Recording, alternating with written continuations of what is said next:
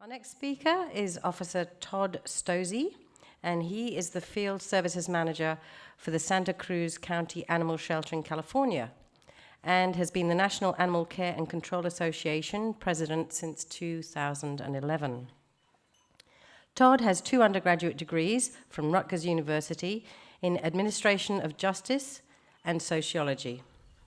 During college, Todd worked as an emergency medical technician with an urban rescue squad. After graduating, he worked as a first-grade teacher in urban Philadelphia. This combination of college degrees and jobs working with underprivileged people has brought Todd to a unique position of enforcing animal-related laws while also understanding and serving disadvantaged residents and the pets they love. Todd believes in working within the community and understanding and respecting the community's culture, while at the same time trying to transform the challenges of that culture into strengths for the sake of the animals. There's more about Todd's biography in the delegate booklet. Will you please welcome Todd Stosuy?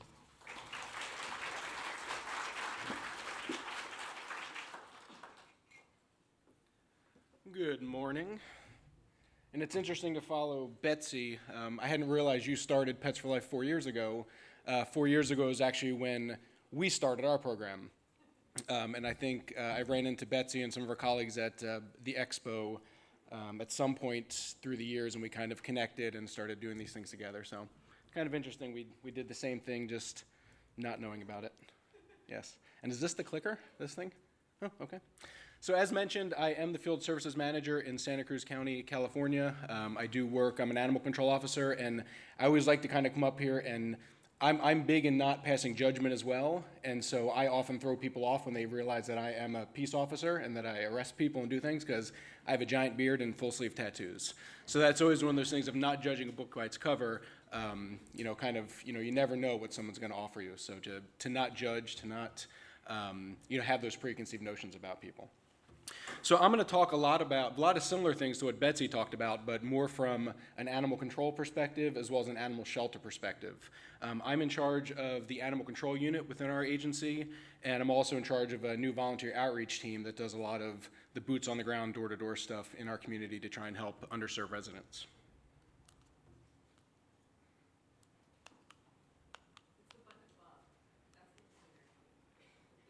Oh, the big green button. That would make sense. So when I was in college, when I got my administration of justice degree, the big thing at the time, it was in the 90s, the big thing at the time in the United States was community policing. So I originally had thought of becoming a police officer while in college, but my mind was changed to that when I actually started interning with a couple police departments and saw the realities and the day-to-day of what police work entailed. My whole goal was to really work within communities to try and make effective change before crimes occurred. I wasn't big into the reactive stuff that actually occurred on the day-to-day. And community policing actually, was really big in the 90s, kind of went away in 2001. I believe because of 9/11 occurred, the terrorist attacks on the World Trade Center.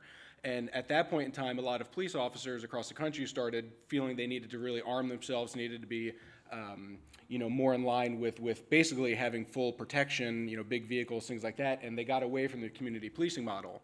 Fast forward to today, where community policing is starting to come back into our society, and a lot of that is due to a lot of the misconduct that's been happening with police agencies in the states, kind of realizing that they're starting to become more of an occupying force in their communities as opposed to helpful in the communities. And I've watched it happen over the past year or so as this community policing model starts making its way back into our city and county law enforcement agencies. In fact, Barack Obama, about 2 weeks ago on National Public Radio, which is National Public Radio for the states, started talking about community policing and how it needed to come back into our society. So this is definitely starting to make a turnaround back into our communities, and I think it's fabulous. And what it is and I may be a government bureaucrat, but I'm far from a bureaucrat. So I look at this definition that the U.S. Department of Justice put out regarding community policing. And what they state is it's a philosophy that promotes organizational strategies which support the systematic use of partnerships and problem-solving techniques to proactively address the immediate conditions that give rise to public safety issues such as crime, social disorder, and fear of justice. I'm sorry. This is a weird screen right here. It's hard to read off this. And fear of crime, use of power and justice. Well, I guess they do fear justice. But basically what that really means, that long-winded bureaucratic explanation basically means we as law enforcement officers are going to go into the community and work with people to prevent crime from happening. That's basically what all that means.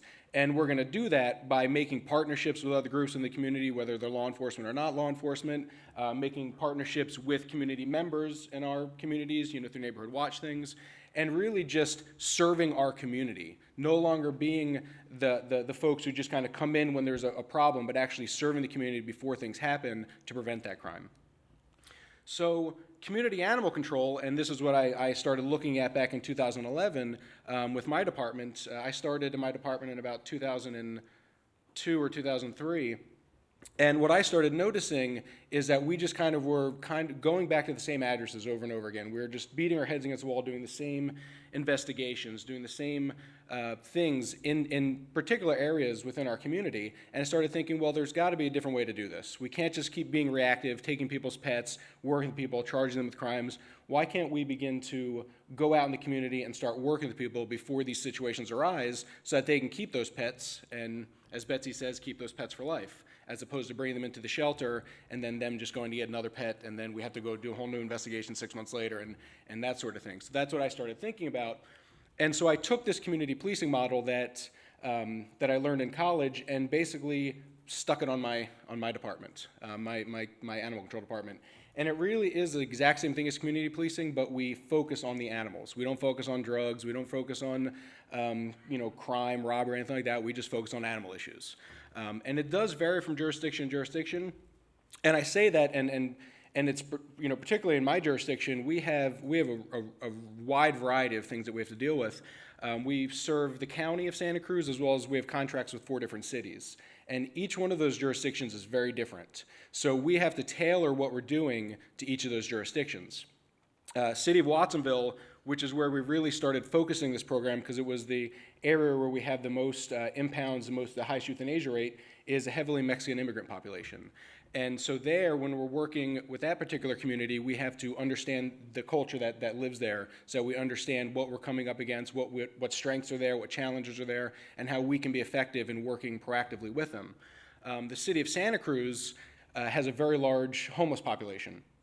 And I always like to throw this number out. We have a population of about 500,000 people in our entire county, and the last census of homeless in the city of Santa Cruz was 6,500 people. The city of San Francisco, which has 3 million people, their last census on homeless was 3,500. So you do the math, 4 million people versus 500,000, 6,500 homeless versus 3,500 homeless. So we have a lot of homeless people in our community. And what we've noticed in that particular demographic is the love of the pets is there. It is truly there. They will stand on the side of the road and beg for food for their animals before they feed themselves, but there's a lot of non-vaccinated animals and a lot of undesexed animals. And so that's where we really had to focus on that particular community. And then the other communities also have their challenges and strengths as well, and they're all different, so it makes it kind of fun. So you guys in your jurisdictions have an understanding of what that is. Obviously, if I came here to the Gold Coast, I would have no idea what I was going to be up against in the community, but you guys live in your communities, and so you know what you're up against, what's there, and what that demographic is. So, and this sounds all kind of comprehensive and challenging, and oh my goodness, how does this work? How do we do this thing? It's easy. It is so simple, to do this. Basically what you do is you identify the problems in the problem location. So as I said, in the city of Santa Cruz, homeless population doesn't desex their animal, doesn't vaccinate their animals. Okay, so that's my problem. I have a lot of intact animals, I have a lot of unvaccinated animals. How can I resolve that problem? That's all you have to do. So you just start thinking outside the box. All right, rather than having to respond 6 months down the line to deal with all these puppies that are running out of this homeless encampment, why don't I go out before those puppies are born and get that animal spayed and neutered? Why don't I get that animal vaccinated before there's a parvo outbreak in the thing? So that's really what it is. It's identifying problems and then thinking, how can they be resolved? How can I go in there and fix that problem before it becomes an even bigger problem? And it really is that easy. I know it sounds like, oh, how are you going to do that? But it is that easy. So in Santa Cruz, we do 3 different things to kind of work with this program. We do preventative patrols, and those are what we started in 2011. So in 2011, we started these preventative patrols, and I'll talk about them and how we do those and how they work and how we do them ongoingly. Then we started door-to-door outreach in about 2012, and I'll talk about that as well. Recently, about 6 to 7 months ago, we started the door-to-door outreach with volunteers as well, which has actually proven more successful than doing it with the officers, which I guess I'm not that surprised by, but I'll talk about why that happened and what you can do in your community as volunteers to do that things. And then the Shots Fair, which is one of our biggest events we do every year and is very successful in working with the community and gaining trust. And all these things, and a big thing that I push with all these really is building trust with your community. It's all about building trust and treating people as humans as opposed to treating them as black or white or Latino or whatever. It's treating them as humans. That's what it's all about. When you go into communities, you know, and as I said, as Betsy said, everyone judges everybody. When I come up here, you had a judgment of me. When I look at you guys, I have a judgment of you. But when you're going to communities to do this work, just get rid of those judgments. You know, just even if they pop up while you're there, just put it at the back of your head and don't think about it. So with the preventative patrols, what we did is what we noticed is there was 10 areas within the city of Watsonville where officers would drive through and there would be, you know, just packs of chihuahuas running everywhere. And so the officers would just ride around with nets, scoop up the dogs, throw them in the back, just run to the shelter, drop them all off, go back out, scoop up another 10 chihuahuas, go back. And not only with that, there would then be litters of kittens running across the street. I mean, it was the Wild West of just animals running everywhere. And we would pick up all those chihuahuas, and the next day we'd go out and there'd be 20 more chihuahuas out there. So we're going, well, we're really not serving anybody. We're basically just picking up all these dogs, bringing them to the shelter. Now we have to euthanize them or adopt them or do something with them, get them out to foster, you know, care for them. And what's going on? Why are there so many dogs coming in over and over again? And so I said, you know what, why don't we, instead of just doing this response-based thing, why don't we start going out within the community and proactively do these patrols with people so we can talk to people and see what's going on and why these dogs are running loose.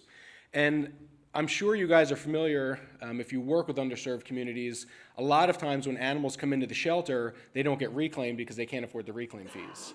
And that's a lot of what was going on in these situations was the reclaim fees weren't affordable, so they would just get another pet from their cousin, their uncle, whatever, and then that dog would get picked up, and then it was just this pattern of just ongoing things. And one thing I should mention as well, which Betsy didn't mention, is the folks who work at the front desk of the shelter also need this sort of training, also need to not be judgmental, also need to learn how to treat people fairly and respectfully. And I know it's a hard job working at the front counter. As an officer, I get to go in my truck and scream and shout and yell after I deal with a hard person, but the front counter folks are just stuck there all day, person after person after person. And it can be frustrating, and I've watched it happen, but at the same time, you're the face of the organization. When people come in to reclaim their animal and the people at the front desk treat them disrespectfully, they're not going to want to come back. And they're going to tell their friends not to go there. And Pets for Life has recently put out a new booklet about, just basically about that topic, about how to be more respectful when you're working in the front desk and how to, you know, rephrase things better so that you're not being condescending to people. So I think that's important as well. So we picked those 10 areas and we patrolled them for 1 year. And the whole thing was speaking with residents before there were issues, driving through these communities and not, you know, normally when you see a police officer, they're going about 25 miles per hour. They just kind of go through the town, you know, just kind of looking around and doing their thing. What we did is we would go through the communities and we would drive about 2 to 3 miles per hour with our windows down, radios off. And I know that's a big thing for officers. If there's officers in this room, I know that turning your radio off when you're driving is horrible because the truck is your saving grace. It's where you go and it's where you get away from people. I personally am obsessed with NPR, National Public Radio, and I choose to work Saturday and Sunday because NPR shows are the best on Saturdays and Sundays. So for me to turn my radio off was a big deal as well. And so my staff was like, you know, you're nuts. We're not going to do this. You're crazy. And I was like, well, I'm your boss, so you got to. So here we go. But after they started doing it, they realized how effective it was. And when I say driving through the area slowly, and you know, we're in full uniform. We wear full uniforms, badges, full duty belts. You know, when you're going through some of these areas where people do not trust law enforcement, specifically in Watsonville where there's a lot of illegal immigrants, when you're driving through there and you're driving and you're kind of looking like this, that can be intimidating. And that's not what you're doing. You're not looking around trying to make eye contact to grab somebody. You're looking and you're smiling, and you look at somebody and say, hey, how's it going? And kind of what I always say is, think of how many times you see a small child and you wave to them, right? Everybody sees small children, we all wave at them. But how many times do we all wave at each other? We don't, right? And so people, if you look at them and you wave, they look behind themselves and what's that guy doing? And then they realize, and you go, no, hey, how's it going? And it opens that up, and it kind of gets people to open up. And I've had times where I wave to someone and they're just looking at me like she is right now. I'm like, hey, how's it going? Yep, now I got to laugh, but but sometimes when they just look at you kind of blank-faced, I've then resorted to this. And that really gets people laughing. People begin to go, oh, what's going on here? And that's when you open up that human conversation. That's when you're no longer law enforcement and citizen, you're human. And that's when you can start actually talking to people going up. And when I go up to people, I don't say, hey, I'm Officer Stosuy, blah, blah, blah. I go, hey, I'm Todd, I'm with the Animal Shelter, I'm here to talk, we're out in your community today. What we've noticed is, every time we drive through here, there's like 10 chihuahuas running through. Can you help us figure out what's going on here? And you just start talking to people and start figuring out why that's happening. Is there lack of fences? Are people just not realizing the dangers of dogs running loose, and so they're just opening the door to let them go to the bathroom? What is going on? So you start actively talking to people about that. And I will throw out a tagline for our shelter. On the back of our trucks, we recently, about a year ago, put our tagline on there. And I recommend officers, and I know one of the officers yesterday mentioned they were going to get a wrap on their vehicles. But we put the wrap on the back, open door, open heart, serving Santa Cruz County's neediest animals. And we put that on there because we want people to know that we're an open door admission shelter. We'll take in any animal at any time, no questions asked. But at the same time, we really only want to serve the neediest. So we're not into just taking everybody's pets from them, but if someone comes in and they truly can't keep that animal anymore, we'll take it in and try and find them a new home. But again, we just really want to serve the neediest, and that's what this program is all about, is serving those needy animals in the community so that they don't end up in the shelter. And again, as I mentioned, it's about stopping and speaking to people in a friendly manner, just getting at, and again, not rolling up, side next to the person and looking at them, because we all fear law enforcement. I carry a badge in my pocket, so in case I ever get pulled over and I'm getting my license out, I can have my badge right there to try and get out of the ticket if I can. Let's be honest, we try. But everybody fears law enforcement. Even cops fear law enforcement when they get pulled over. And so when you're being approached by a law enforcement officer, it can be intimidating. So it's about, when you approach people, and when I talk to people, they would say, well, how do you just talk to people? How does it work? How do you talk to people? Just go up and smile. That's one of the biggest things you can do. You walk up to someone, you smile and say, hey, how's it going? I'm Todd. People are going to start talking to you as opposed, and it's easy. It's usually, people love to talk about themselves. I sit up here and just kind of rammer on for an hour. I can just talk and talk and talk and talk. Everybody loves to do that. Everybody just, think of how many conversations you have with people where it's a lot of time there really is not a dialogue happening. It's, I did this today, I did this today, I did this today, I did this today. And no one's really communicating. We're all just kind of talking about what we want to talk about. So if you, instead of saying, I did this today, you just shut up and let this person talk, you're going to hear a lot more. And that's what it's about. It's that active listening, of listening to someone talk and hear from them. And I can't count the number of times where you go up to someone, you just let them start talking, and they'll say, yeah, well, I got this cow out back, and she just gave birth to 6 kittens, and this dog over here did this. And I would have not known all that stuff if I would have just come in and started talking. Just by letting them talk, people love to talk about their pets because they love their pets. And in my mind, kittens, while they're very cute, I don't want any more kittens. We have enough kittens. So, but people are excited about kittens because they're lovely and they're cute and they're wonderful. But, so people want to talk about them. And that's when I hear, ooh, they have kittens. I got to start thinking about how to get them spayed and neutered. So with the preventative patrols, it was all about acting less law enforcement and more educational. And I use that word educational, and I use it in different contexts. I say, I'm going to provide education, blah, blah, blah, blah, blah. But when I'm talking to someone, I don't go up to them and say, I'm here to educate you about this. Because that's very condescending. I'm here to provide you information and resources. I'm here in your community today to talk to you about some ideas that we have, things like that, as opposed to that educational thing. Because I think, we've used that for years in animal stuff, and it's a little bit condescending. I think in this context, it's not so condescending. We're saying we're being educational, humane education, but when you talk to someone, you don't want to use that. And in my community, we have a predominantly Spanish-speaking population. No English besides the children. So it's very hard for the officers who are not bilingual to address situations with folks. So what we did is we had our literature that we hand out all in English on one side, completely in Spanish on the other side, so that the officers could actually communicate by pointing to the English or to the Spanish thing, and then the folks could then point to the English words that kind of matched up to it. Wasn't the best case scenario. The best case scenario is to have a bilingual officer doing this when you're in that area, but if you don't, there are ways you can communicate. And I don't know if, I didn't do that. One of the things I'll talk about, I believe it's in this, is children and how you can work with children in these communities. And I will admit I'm not bilingual. I've tried for years.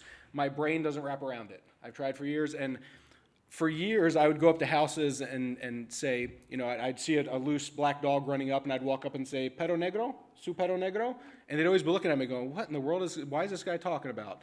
And what I learned about later is if you don't roll the R's in perro, that's dog, but perro is butt. So I was going up to houses saying, "Is that your black butt?" So all these people are like, "What is this crazy officer doing asking about black butts in this community?" So admitting your faults is a good thing. Always admit your faults, and I have plenty. So yeah, it's all about acting less law enforcement, more educational, kind of trying to prevent stuff from happening. And in our community, we have a spay-neuter ordinance. So all dogs and cats over 6 months of age are required by law to be spayed and neutered, and we issue citations for that. In this particular program, we didn't do that because we didn't want to scare people. We didn't want to go up to people and say, "Oh, you have an intact animal? Here's a ticket. Ha, you talk to me."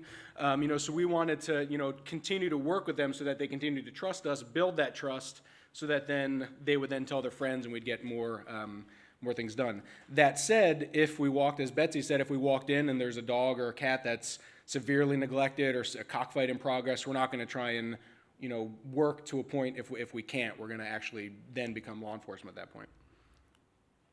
So these are just some quick stories about some of the preventive patrols when we first started. This first picture of the dog running across the street, that's Goose. Goose had been impounded into our shelter. I think I've forgotten the count over the years, but I believe this is like the 9th or 10th time Goose would have been impounded. And basically what the routine pattern was Goose runs loose, we pick up Goose, owner comes in and picks up Goose. The next day we pick up Goose, the owner comes in and gets Goose, and Goose goes home. It was just this routine thing of just going back and forth and forth. And our impound fees are no joke. I mean, for Goose, for me, if I had picked him up and brought him into the shelter, and this day would have been about $1,000 to get him out. I mean, the number of impounds, the fees just keep going up. So money was really no object for these particular owners, which was kind of shocking in the community we were in.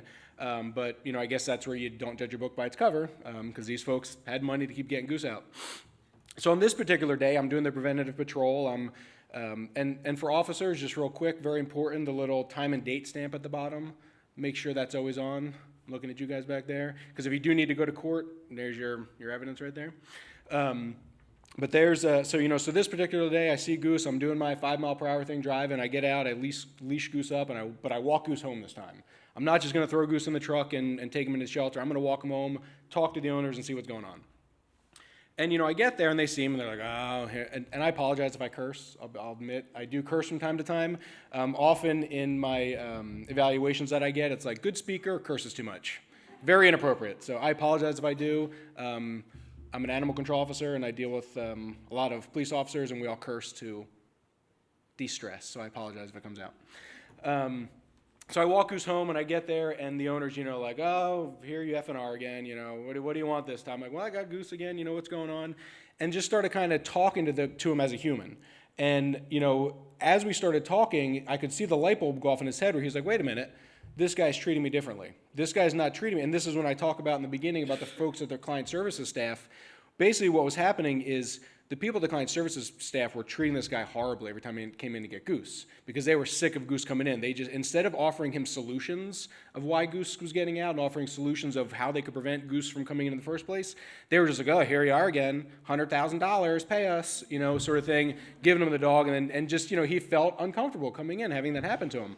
So when I started engaging with him and started talking to him, he started going, "Well, this is the first time I've actually been treated with respect by your organization, let's talk." And so we began talking, and I showed him this picture, and I said, "Look, I was driving 5 miles per hour down the road when I took this photograph. If I'd been going the speed limit, which was about 25 on this road," and that's miles per hour, not kilometers. I apologize, I don't know kilometers. Goose would have been in the grill of my truck. He would have been smushed Goose. And it was that little thing that suddenly dawned on him. That's all it took. I mean, kind of treat him as a human and then having him realize, "Oh, Goose getting hit by a car." We all know that, right? Loose dogs get hit by cars. It happens. This owner hadn't thought about that. And so just by being there, and then as an officer, being on his property, I could then walk around his property with him and help him fix the holes and the gaps and why Goose was getting out in the first place, as opposed to the folks in the client services staff who, when they come in, haven't seen the property and don't have an understanding of what's going on out there. So officers are very lucky we're in the field and we can see the house and kind of figure out how the dog's escaping, why the dog's escaping, that sort of thing. And since this picture was taken, Goose has never been impounded again, nor has Goose been seen running in the streets. So hopefully Goose is not dead somewhere. Hopefully this is actually a good thing, but I'm just going to hope that Goose is sitting in the backyard happy.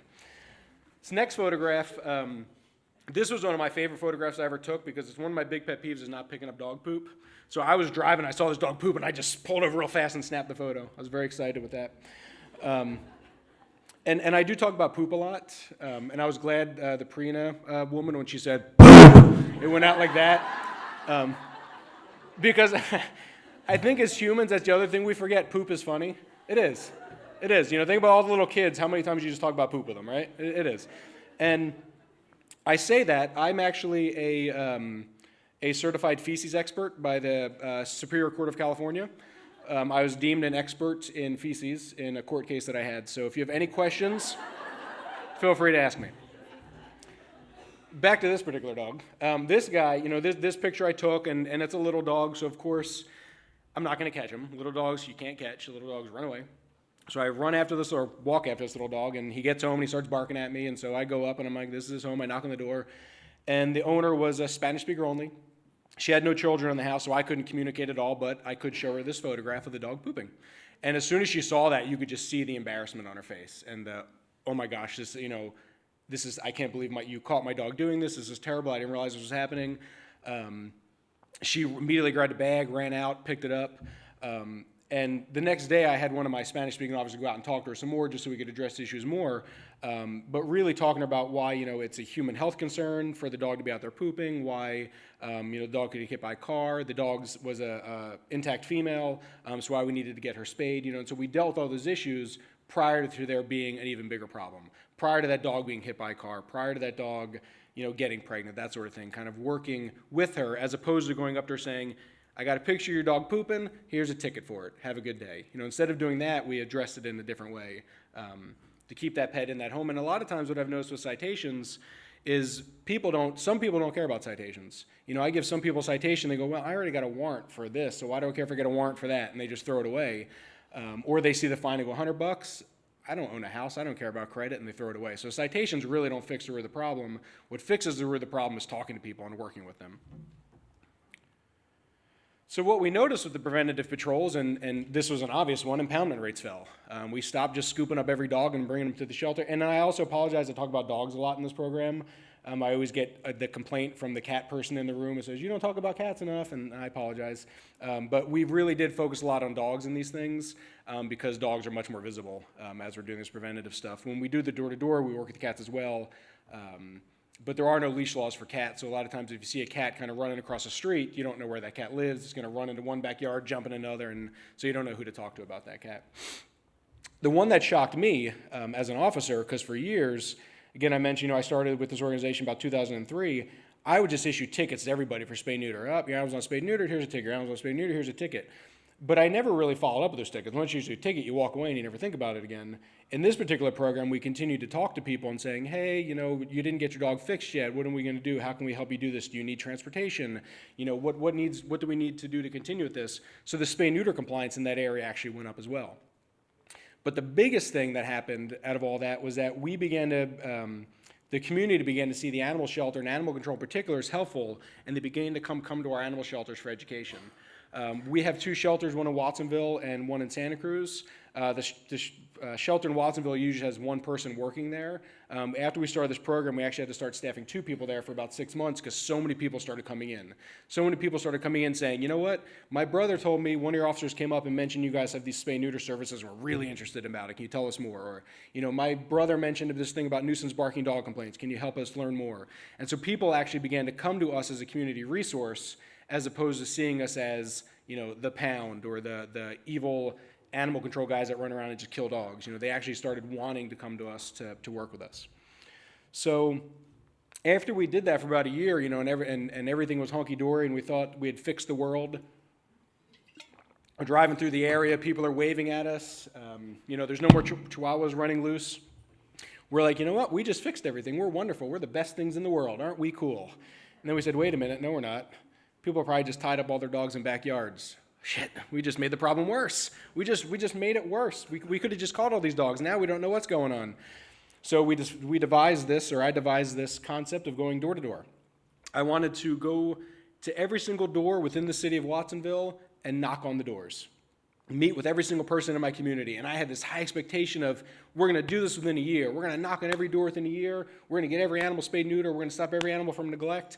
And that was late 2011, early 2012. We've still not knocked on every door because it's a big undertaking to do this sort of thing. It's really about the human connection you make, not how many doors you knock on. And I've since scaled it down. It's no longer the entire city of Watsonville. It's now, okay, these 4 blocks we're going to focus on for the next few months, or these 2 blocks we're going to focus on, because it makes it more effective when you're going into areas and people start to see you. As Betsy mentioned, you go into an area and you're walking around. At first, I'm obviously a white dude with a big beard and tattoos. I'm walking through an area that's heavily Latino. People are going to be looking going, what's that dude doing here? Let's keep the door shut. We don't want to talk to him. But if they start seeing me on a consistent basis, I'm like, why is that guy back? What's he doing here? Let's go figure this out. And when I'll talk about the volunteer outreach team I have, I call them my granny squad, and I apologize to the older women in the room, but they approve of the name granny squad, so I use it. But it's all women in their like 60s and above who are my door-to-door outreach folks. And so when they're walking in communities and dealing with gangbangers and different things, they're really a spectacle, but they're very effective in what they do. So again, with the door-to-door campaign, we targeted those same 10 areas, and you guys use the 111 center, I suppose, is what I've seen. Is that what it is? Your emergency center, 111? Or is it 000? 111 is New Zealand, for the New Zealand posse out there. We call it 911. So that the 911 center made maps for us, and you guys can go to your 000 center and ask for maps as well, and they're wonderful. And what they do is they show you exactly what you're going to go to in these areas. They have the ability to print out maps that show single-story house, apartment complex, that show you every single thing that's in that area, what it's zoned for, what's there, because they need that so when they're responding to fires and things like that, they know what they're coming into. So we had those printed up so we knew what we were going into these areas. What we didn't take into account was that when we'd go to that single-story house that was supposed to be one family unit, there'd be 8 or 9 families living in that one unit. There'd be people living in the shed in the back, people living in the garage, people living in tents, people living in cars. So that's one of the things we thought, okay, we got this block of 10 houses, we're going to knock it out, and then we'd be stuck at the first house all day long because we'd have 9 families with 9 different dogs, and we'd be talking to them about the different dogs. And that's what I kind of put into my officers. Is when you're doing this work, it really is not about the number of houses you knock on. It really is about the number of balls and uteruses you take off the street. That's what it's about. So if you talk to one person and you get 4 balls off the street, job well done for the day. And it's all about foot patrols. It's all about getting out of the truck and knocking on doors. And when we do this, we dress, and actually we have T-shirts now that have our new logo on it, but at the time when we started this is one of the photos we took, we dress in polo shirts without our badges on. As I mentioned, it's a heavy Mexican immigrant population. There's a lot of illegal immigrants who see the uniform coming to the door, they're not going to open the door. So when you dress like this, while I still have my officers wearing their duty belts, because I'm never going to put my officers in an officer safety situation, and for those officers in the room, know that's a big thing we deal with. It's a reality out there. Even though we're not tackling people and arresting people, we still could be shot on a daily basis, so we always want to make sure we have our protection that we have. So with my officers, we would have the polo shirts on. We still have our duty belts for protection and the stuff we needed on there, but it opened more doors for us, and we kept our badges in our pocket just in case we came across that issue where, we knock on a door and they open the door and there's a cockfight in progress, we can then pull out the badge and be like, all right, here we go, it's game time. But in all reality, when we do this thing, we really don't issue citations. We don't do law enforcement stuff. We're all about educational opportunities. Here's my children thing. So I was in Raleigh, Durham a couple months ago for Pets for Life, and I was speaking to the police department there, the sheriff's department there, and It was a tough crowd. It was a lot of really tough law enforcement guys, and there was one guy there who was about 60 years old. He was like the captain, and he just sat there the whole time listening to me like, who's this crazy hippie from California? I'm not listening to this guy. I don't want to hear anything. He didn't smile the whole time until I put up this slide. And I looked out and I said, sir, children are the future. Teach them well and let them lead the way. Show them all the beauty they possess inside. And it got to him, and he smiled. And from that point on, I got to him. And because children, they really, they are the future. We look around this room. I'm nearing 40 years old. I probably got another 20 years in this business till I retire and I go live on an island somewhere. But the children are then going to be the next ones coming up. And if I can impart a lot of this wisdom on the kids, and kids in the community grow up and start learning how to treat animals better, that's going to then get passed on to the next generation. So children really are the future. Whitney had it right on that one. So when we work with children, we have junior law enforcement badge stickers, and they're really cheap, and I recommend officers get them. In California, we use a 7-pointed star as our badges, and so ours, says Junior Animal Control Officer Santa Cruz. But they make them to any type badge you have, anything like that, and they're wonderful. I can't count the number of kids who are just looking at you like, oh my God, who is this guy? And you hand them that sticker, and you go, look, I have a badge, and you have a badge now. And then they put it on, they get so excited, and they'll start talking to you. And kids, the other great thing about kids is they don't lie. I can't count the number of times I'd go up and be like, hey, I'm Todd, I'm with the animal shelter. We're just out talking about pets. Do you guys have any pets? And they're like, no, we don't have any pets. And he goes, Mom, what about Fluffy? And you're like, oh, what about Fluffy, Mom? And then she's, but kids are honest. And then tattoos. We also offer tattoos with our little symbol on it, which is great. Especially in my case with all my tattoos, the kids get the badge and the tattoo and they get really excited. And that's the other thing with officers dressed in uniform. We have to always remember, I know when I was a kid, I would see that cop car riding down the street or the fire truck, and I'd be so excited about it. Kids are the same way. We forget we're still just kids, but now we're in a uniform and we're adults. And you guys, whenever you see a cop car riding by or parked, don't you all just stop and look to see what's going on and try to figure out what's happening? It's human nature. We see those lights, we see that uniform, we're interested. We want to know what's happening. So don't forget that you're now an adult just dressed up like a cop. And you can still, talk to the kids and suddenly be that inspiration to them to change their life, which is kind of neat. Toys to play with their animals as well. We bring them little squeaky toys and things. And do I have time to tell my methamphetamine dog toy story? What time do I get off? 15 minutes. All right, dogs and methamphetamine. So for the officers in the room, I was at the homeless shelter one day, and I was doing a basic dog neglect complaint that we'd gotten, and suddenly I was surrounded by about 40 homeless folks, all surrounding me going, F you, screw you, you're the man, we're going to kill you, we hate you, we're going to, it was game time, and I'm just standing by myself going, I don't know what the hell I'm going to do here. So I'm calling for cover, I need code 3 cover, I'm surrounded, need help, and I'm trying to think, what am I going to do? I can't spray them all, I can't whip out my spray and just go like this. That's not going to work. So what am I going to do? And I had a squeaky toy in my hand. I just started squeaking it. And all of a sudden, I just noticed all the eyes started looking at it. And I was like, oh, squeak, squeak. And they all continued to look at it. People stopped yelling, and I just kept squeaking, and all of a sudden it was quiet, and I was able to back up and get to my truck. So, officers, if keep a squeaky toy in your pocket. If you're ever surrounded by 40 homeless meth heads, squeak a toy, it'll save you. And I get in my truck and I'm driving away and all the cop cars are going, racing to the scene. I'm on the thing going, I'm code 4 now, you can all leave, I'm done. So with the door-to-door campaign, again, knocking on every door in targeted areas. If you have apartment buildings in that area, meet with the apartment managers beforehand. It's a lot easier rather than trying to knock on 700 doors in an apartment. You meet with the apartment manager, say, look, this is what we're doing, this is what we have to offer, and they'll give you their community room. They put up signs in their, the communal board that they have, and that way you can kind of get to a lot of people that way as opposed to trying to knock on all those doors. Again, we focus on intact animals, dogs running loose, and minor animal neglect and cruelty, and we provide free items such as toys, dog houses, etc. And these free items, when we first started, basically still to this day, pretty much all of it's donated.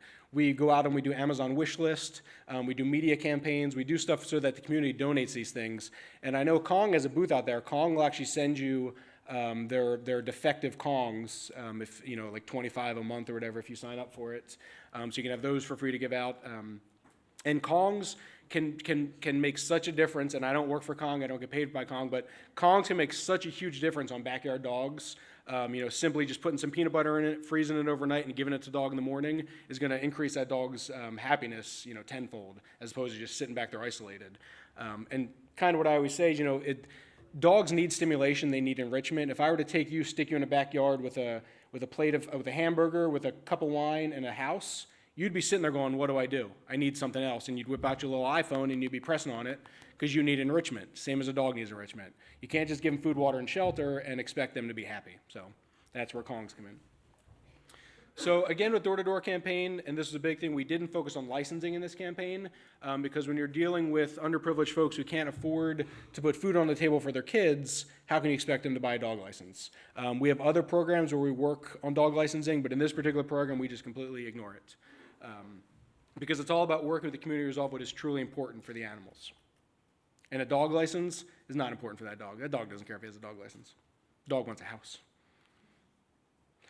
So real quick, so these are some folks that I met on the Door-to-Door campaign. And again, keep in mind, with these particular animals, we would have never known about these dogs if we hadn't done this Door-to-Door campaign. These weren't dogs that people were calling us about. These weren't nuisance barkers. These weren't running loose.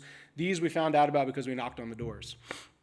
First picture was this little white dog tied up in a carport, chained up in a carport. So I walk up and I'm like, oh, it's a little dog chained up in a carport. Wonder what's going on. I knock on the door, and really easy. Basically, this is an indoor dog. This is a house dog that the family would chain up outside to go to the bathroom.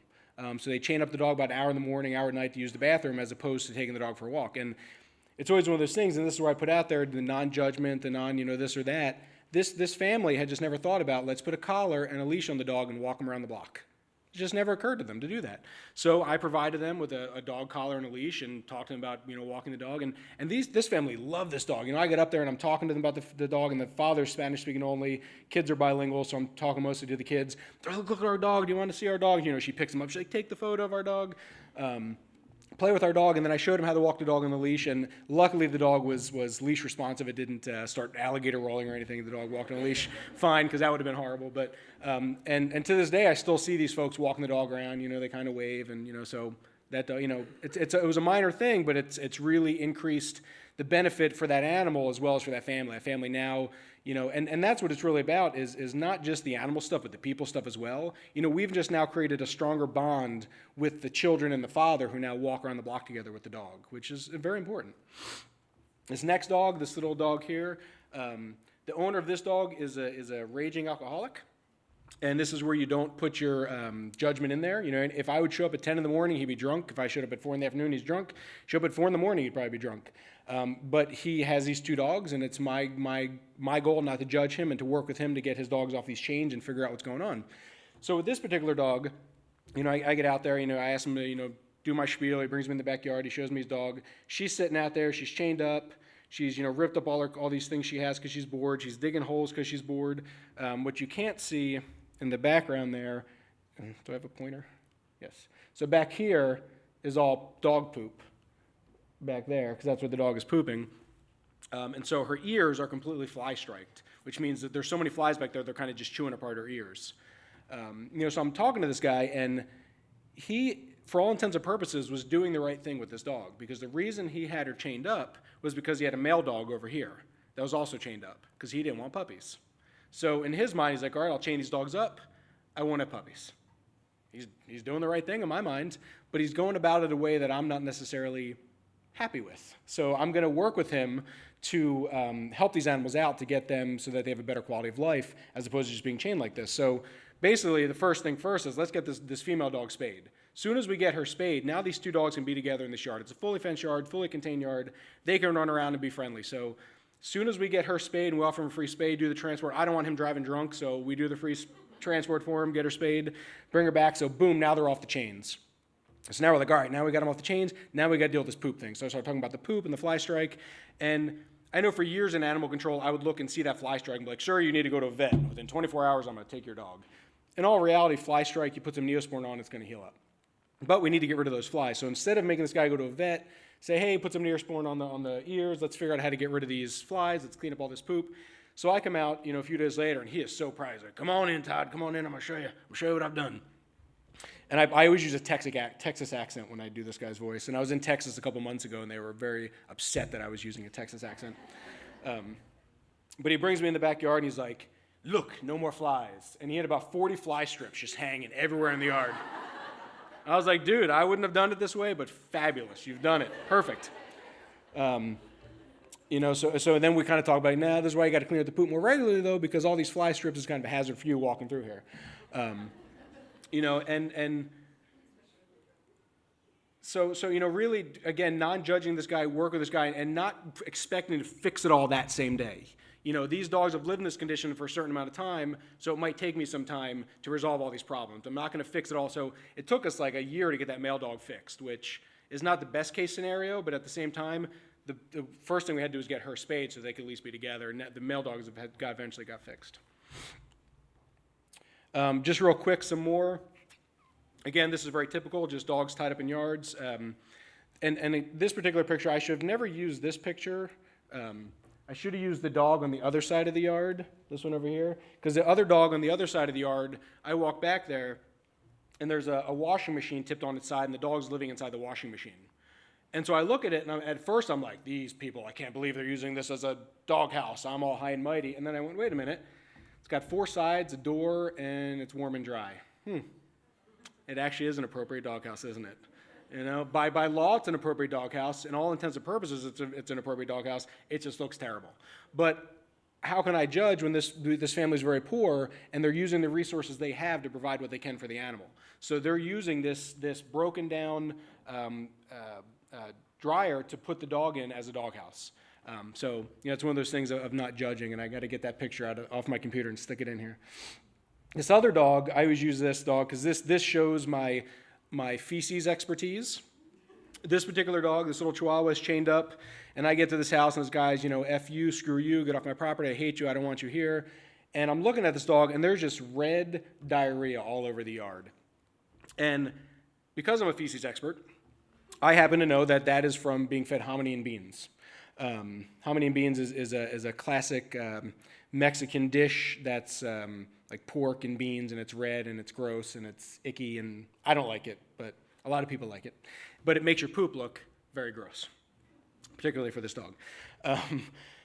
So I'm looking at the guy, and he's telling me to get off, and I said, sir, before I leave, I'm happy to leave. I apologize, for ruining your day, but I just want to ask you real quick, does your poop look like that? And so it took him off guard. It's that whole poop thing where he goes, what in the world is this guy asking me? He's like, fuck no, my poop doesn't look like that. My poop is brown and normal and long and blah, blah, blah, blah, blah. And I said, well, sir, I'm going to make a bet with you. If I give you a bag of dog food to feed this dog, for 7 days I will come back, and if that dog's poops look like your poops, you have to listen to everything I say.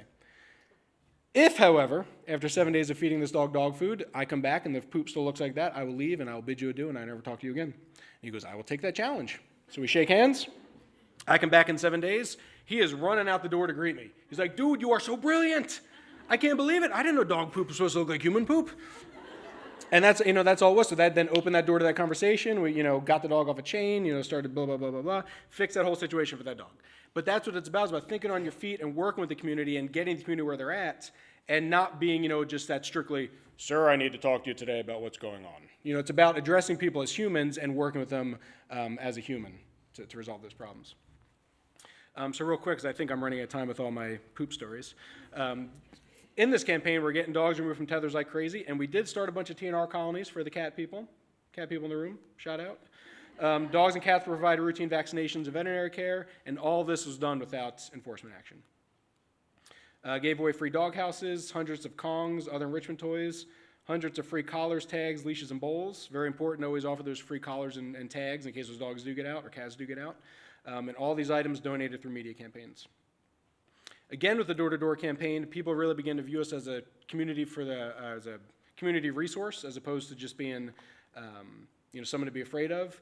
And the biggest thing is that the officers have now begun doing this on a daily basis. So when my officers go out on scenes now, it's no longer just about issuing notices of compliance, issuing citations.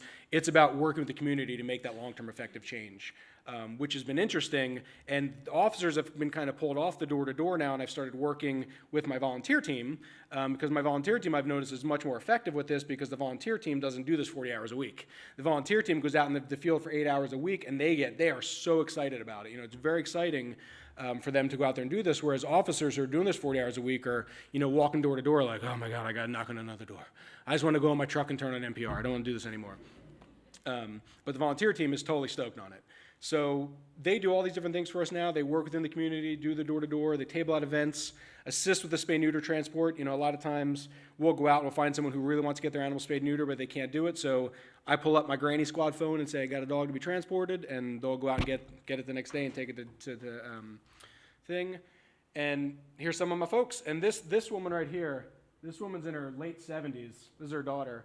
And she is one of my most kick-ass people. When she first came into this program, she was like, I'm so afraid, I don't know what to do, I don't know what's gonna happen. And now she's just out there like, boom, I'm grandma. And she's just like knocking on the door, she's talking to all the gangbangers and just like, she's great. So with the volunteer door-to-door training, and I focused my training, I created my training based on the Pets for Life manual with their blessing. I asked Amanda prior to doing so, and did this. And with the specific training, the first training I did with them was a basic overview of what to expect. I showed them really egregious stuff. I was like, look, you're going to go out in these communities, you're going to see little kids, being neglected. You're going to see people doing drugs on the street. You're going to see X, Y, Z. You're going to see all sorts of crazy shit that you don't want to see. And out of my 45 people in the first class, about 30 of them left, and that's fine. This is not work for everybody. About 30 of them said, you know what, I like petting cats in the shelter. I like walking dogs in the shelter. I don't want to do this. I thought it was a good idea. I don't want to do it. Good. That's fine. Everybody has a place. So the first class we did was how to approach and talk to people. How you, as a little old lady, can go up to a door in a heavily Latino area with gangbangers with tattoos and tattoos all over their face, and how you can talk to them. And so we did that training. Then we did a training all about cats. Feral cats, stray cats, domestic cats, why trap, neuter, release, why some shelters, euthanize on intake, all that stuff about cats and what the importance of talking about cats is. How to have spay-neuter conversations, how to get that gangbanger with the tattoos on his face to no longer say, I can't chop off my dog's nuts because he wouldn't be a man anymore. How to get him to chop off those nuts. And it happens, it works, I do it. Trespassing and civil rights was a big one for me as a government agency, how to make sure that these folks, when they're doing this, because when you're doing door-to-door stuff, you're, at least under U.S. law, you're considered a solicitor. And so when you're considered a solicitor, there's certain rules you need to follow in regards to not violating someone's property rights. And then I did a dog behavior and training class. I have one of my officers is a dog behaviorist, so she put on a training for them. And it wasn't, how to become a dog trainer or how to become a dog behaviorist. It was basic tips. So they go out there and they talk to someone and someone says, well, my dog doesn't walk on a leash well, or my dog does this. They can then kind of talk to the person about how to modify that behavior. And then the last class we did was understanding poverty and cultural differences. And Pets for Life was nice enough to fly out Kenny Lamberti, who works for them, to put on a training for them on that. Kenny and I, we are brothers from another mother. We are both full sleeve tattoos. We both have big beards, and we're both bald. And if you put us next to each other, you would think we were brothers. And the interesting thing with that is I had him do a class for my officers as well. My officers see me every day, and they're like, here's Todd with another crazy hippie idea. But to have him come in from HSUS and kind of say, no, this is what you should be doing, really made a difference for them. And I'm running out of time, so I will go through this very quickly. So after we did all that training, we did like one training a week for 7 weeks. We then went out into the community to kind of break them into what they were going to do. On the first day, I took them out to the middle to low income neighborhood, saying, I want to kind of break my volunteers in. I don't want them to see all the bad stuff. I want to see them some bad stuff, but some good stuff so that they want to keep doing this. And we'd get to the door, and it would be me and my 15 ladies all standing behind me, kind of all nervous. And I'd knock, and people would open the door, and that was the first thing. They'd just see me stand there with all these ladies behind me, and the people were just like, yes? And so it was actually a great way, and I just kind of started talking to people, and it really was, hey, my name's Todd with the Animal Shelter. This is my granny squad. We're here to talk to you about, X, Y, Z, and then they would just start talking. And that's when the volunteers started going, wow, if you just listen to people, they will, start happening. And they realized it's all about being human, and they came across that one of the very typical cases of a dog with flea dermatitis, where the flea dermatitis is so so severe that the dogs are scratching so much that the skin's raw and all that stuff. And at first like, oh my God, huge neglect. No. They just need flea medication. And so they got to see that for the first time when we were out there. And so that was day one of that. A week later, we did day two, where we went to Homeless Service Center. Did mostly dogs, did one cat. There's actually a lot of homeless folks with cats who walk them on leashes, have them on their shoulders, but there's only one cat that day. And I did that so that they could kind of see that particular demographic. In Santa Cruz, as I mentioned, we have a huge homeless population, and most of us just kind of drive by and don't look. Homeless people. So I wanted them to kind of get to know them as human. And again, my Shar, the woman who I showed there, she was so nervous that day. And by the end of the day, she was so excited. She was like, I'm the grandma to that woman, I'm the grandma to that woman, and I'm his grandma too. And she was so excited about herself. She's like, and I convinced her to spay her dog, and she's going to do this. It was really eye-opening for them to realize that people are humans no matter what they have going on in their lives. Day 3, which was actually week 3, but the third time we went out, we went to the very, very, very, very poor neighborhood.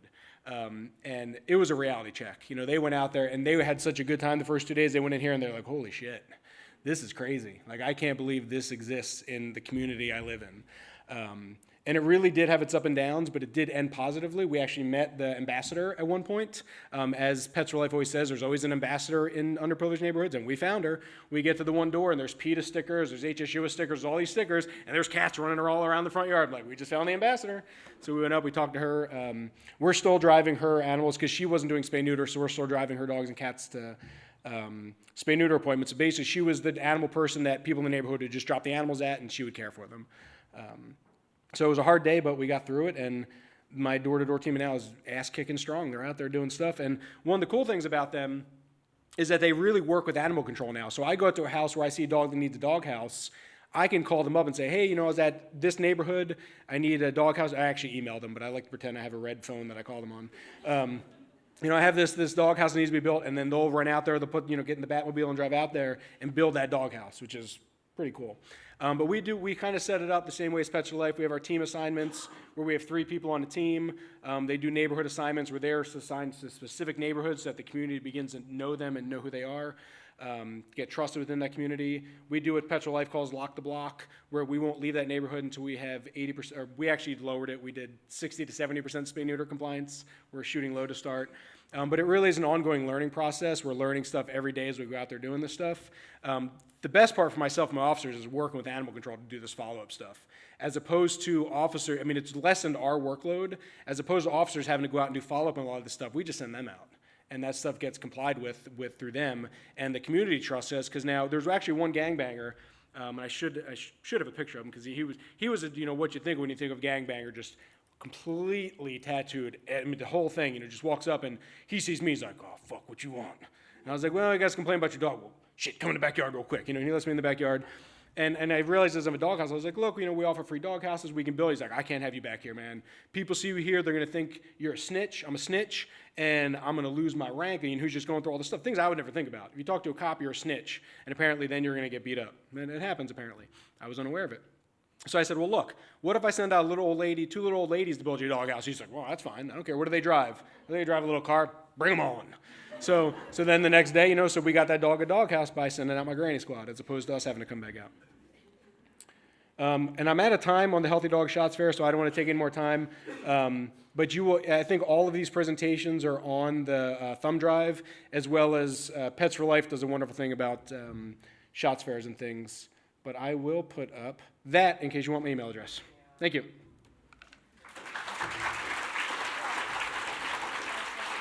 Oh, sure. Yep.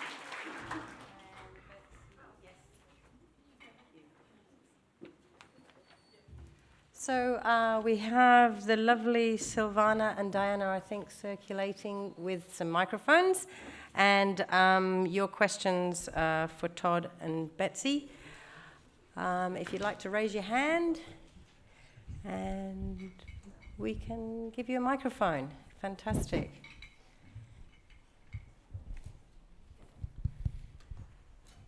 Hello. Am I on? Yes.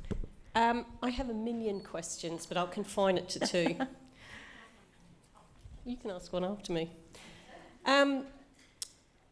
It's great, and I love hearing positive stories, and I love hearing really persuasive people. Our struggles with the local councils have been with getting them engaged. How do we turn their mindset round from compliance to proactive getting out there, because they seem to be stuck in their mindset. So how do we persuade them to change? And The other people that we've had problems with are local vet practices who think that we're muscling in on their territory. I'll let you do the vet thing because I know that's an easy one. The vet one's an easy one. The politics and government's a very hard one. I think probably where you could do convincing and it would be using statistics. And John Cicerelli, who's here from San Jose, is Mr. Statistic and Mr. Data, and he can probably help a little bit more on that. But really showing how when you're intaking less animals into the shelter, in the long run, you're saving a lot of money. And by working within the community and doing these programs where the animals aren't coming into the shelter, you're utilizing less resources and less money where you can then put money into other programs. And that's what we kind of did in our community. I mean, and granted, I'm lucky I live in Santa Cruz, which is a very liberal town. If anybody's familiar with Santa Cruz, it's extremely liberal. And we try out a lot of these innovative things to see if they work. But one of the selling points we had on this was the money that we were going to save in the long run. So I think that's a big way you get into working with government. I know yesterday in the class I did, there was a few council members and folks there. So are there any government folks in the house? There's a couple.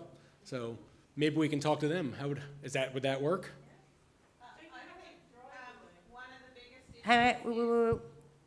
Thank you. I think one of the biggest issues is a lot of our budgeting is based on income from infringements. So it's getting to those higher people that are controlling our budgets and not putting that pressure on that we have to get X amount of dollars in. Well, and we still issue citations. We just, when we do these particular programs, we don't, because the citations don't work in these programs. But in other areas, and we call citations would be your infringement fines. So you can still collect revenue from the infringement fines in particular areas. But when you're working in underprivileged areas that need, more help to keep that animal in that home, hitting them with a citation, and what I've noticed working in those areas is when you hit them with a citation, that animal gets surrendered to the shelter the next day. And so they go, well, if I surrender the dog or the cat, the citation goes away. And so that's what people do, and then 6 months later, they have a different animal in the house. And so that's, something that animal coming into the shelter is going to cost you more resources, and then you're going back to the same problem 6 months later anyway. So you can still gain revenue from the infringement, and we still gain a lot of revenue from licensing compliance in other parts of the county. So with the was it the same? I didn't hear the end of your question. The same with getting veterinarians on board? Was that what you were asking? Some practices that are very anti-running subsidised spay and neuter. Okay. Yeah, we have a similar issue in the United States. And part of what we have found with doing the Pets for Life program in particular is we actually have a really good relationships with the veterinarians we're working with. Mostly, and a lot of them will come out and do the vaccinations for us on the day that we do those big outreach events. A big part of that is because the program is a very targeted program. The folks who are living in these communities are not their clients. We're reaching a very different demographic of folks who are, for the first time, being introduced to veterinary care. So while they may not have a lot of resources down the line, they still are getting introduced to a veterinarian, and some of them do start following up with a veterinarian and have used the veterinarian. So it's really trying to bring veterinary services to a population that just has never had it before, and it's not an infringement upon the veterinary community. But we still do have that issue in the U.S., especially when we have nonprofit, like full-service veterinary clinics. We have the same debate. But at least with this type of program, I think that easiest answer is showing we're in the underserved area and showing that map that I showed you. There are no veterinarians in these communities. So if you want, come in and open up a practice. We would love that. Yes. And just real quick, at the end, I think it's the last day I do a talk on the spay-neuter program that our shelter offers, and it really affects the veterinarians in our community because it's very low cost for every single resident within our community, not just subsidized for low income. So that was definitely, when we introduced that, a lot of vets were upset with it, but once they realized that there are a lot of animals out there that need spay-neuter, that we're not really taking money out of their pockets, they were fine with it. Can I just say, one of the big things with animal management officers, going back to engaging with the community, with the training for animal management officers, there's no real education component of it.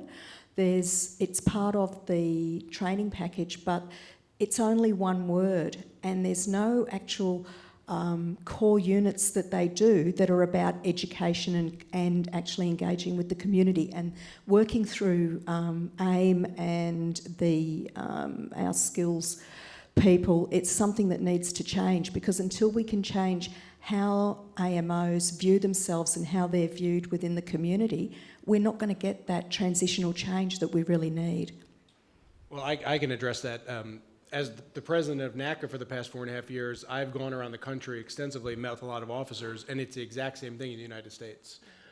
This is a very new concept that has been introduced about 3 years ago. We started introducing it, around, and it has actually kind of taken off like wildfire in some communities. I was down with the city of Los Angeles, and unfortunately the management wasn't down with it, but the officers really wanted to do it. The officers who are on the streets, realize when they're out there working with the community how much power they have to make long-term effective change within that community.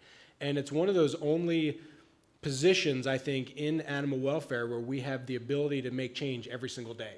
I mean, every single day we go out in the community and we talk to people, in our community. And so I think officers who have been doing it for a while start to see this and go, wow, this is a great way to do this. We're not working as hard, which is good for government employees, I'll admit that. We don't have to work as hard because we're not doing as much follow-up. The people like us now, they don't hate us anymore, and so we're not going to communities that dislike us. And it just makes it greater job satisfaction. And when officers start doing that and start realizing that, that's when the change starts happening. Like the city and county of Denver started implementing this sort of thing about 2 years ago, and they still have officers who are not interested in it, but the majority of the officers are. And it's just that change that sometimes takes time, but it can happen. I would say I mirrored that, but I would also say that, even just having one person start to get the idea and start showing the results of it is very powerful. I mean, even like Todd was saying, when we launched Pets for Life 4 years ago, I mean, we were a little nervous coming out of the gate and sharing what we shared today because, we knew at least the immediate reaction from the community, our animal welfare community was like, well, you can do that, but here's all the million reasons why we can't do it. And we've shown that's not true. I mean, you saw the map. There's now 30 communities. That didn't happen overnight. I mean, it just sort of started catching on. And when folks started seeing the results, it just builds on itself. So be patient and know it will come.